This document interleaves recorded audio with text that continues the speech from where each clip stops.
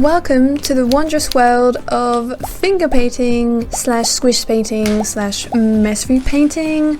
I don't know if there's an official name for it, at least in English. All I know is that it's called peinture propre in French, meaning clean painting. It's something I discovered a few months ago at work, and it is primarily, if not solely, aimed at young children. It's basically a sensory and mental alertness activity inspired by Montessori pedagogy. Not only does it allow toddlers to discover the joys of painting and develop their senses, whether that is sight and touch, it's completely mess-free and has no risk of ingestion. It's also very easy to set up, very affordable, whilst stimulating the child's creativity and imagination. I think that's mostly why the target audience is babies, toddlers, and children. I do even remember seeing on one of the Pinterest posts someone commenting that they would try this when they have kids. Which is great, I'm not saying you shouldn't, but why wouldn't you try this yourself? I don't believe that this is the only demographic that can enjoy and benefit from finger painting. I personally tried it out all those months ago, and you know what? I had so much fun.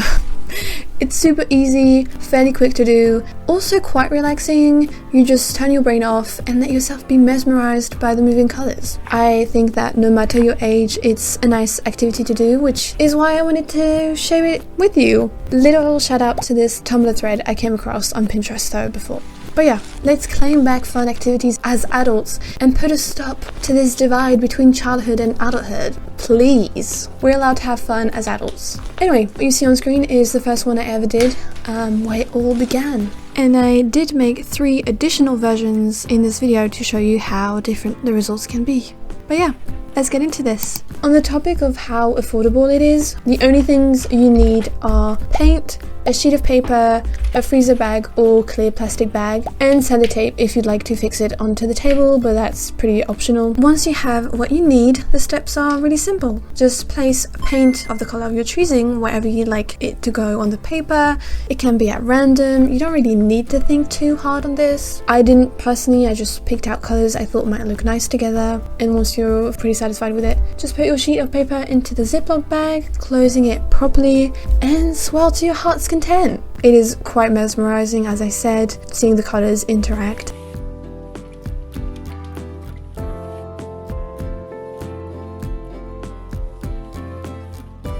And I think it turned out really cool. I did try a different version, and again, you can go crazy. You can put in some sprinkles, some glitter, some sequins. I think that works really well. They might end up finding itself at the bottom of your paper, but it's worth giving it a try and experiment really with the paints and the things that you can add to it.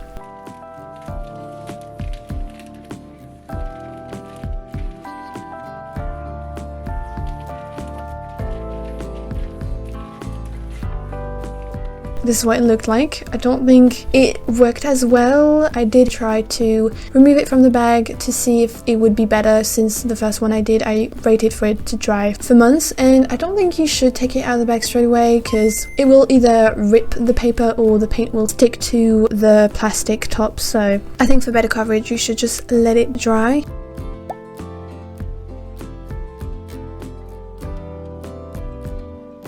Here obviously is the version that I tried to take out as quickly as possible, but since the paint was still very much wet, a lot of it stuck to the plastic, which is why a lot of it came off. But if that does happen to you, no worries, because it can be very easily resolved. What I did, for example, with this one was that I cut out the plastic layer, used some wood glue, my very trusted friend in most of my projects, and just made sure to place the paint pieces where they were missing and where they were supposed to go.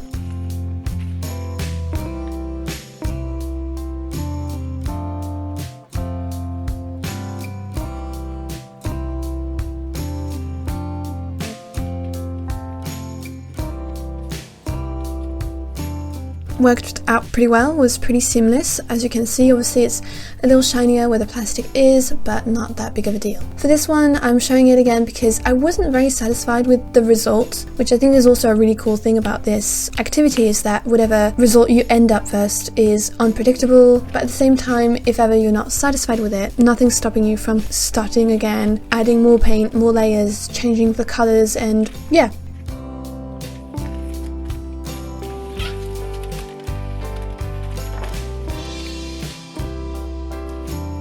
here I was trying something else, something different again, just adding kind of like a small clouds looking thing. And here's kind of the disaster. I tried a different version this time with a less thick paper, which I think worked better, but the Ziploc bag or plastic bag was just way too thin, way too static. It just stuck to itself, so it was impossible to put the paper inside without getting it everywhere, which defeats the purpose of finger painting. So I would recommend using a Ziploc bag or a more rigid plastic bag because they ended up being such a disaster. Yeah, at least the paint dried pretty well. A4 paper for the win.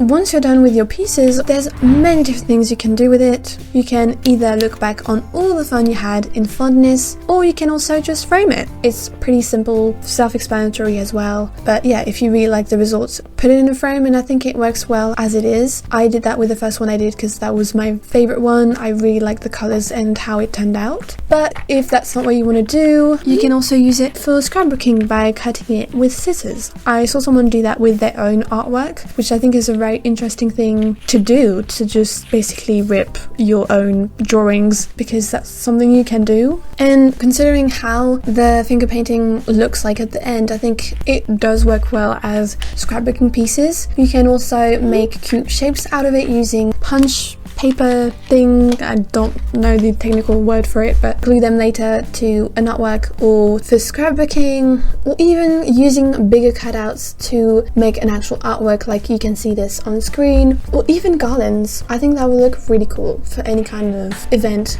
or for decoration. And the last idea that I have for you is to paint or draw on top of it or around it. Basically just use it as a background of some sorts to turn it into an artwork without actually cutting it. Even though to do that I did cut around to keep only the paint bits, as you can see. But yeah, many different options. I'm sure many more exist, but just let your imagination run free. The world is your oyster. I think I've said enough about this activity. I hope this gives you ideas.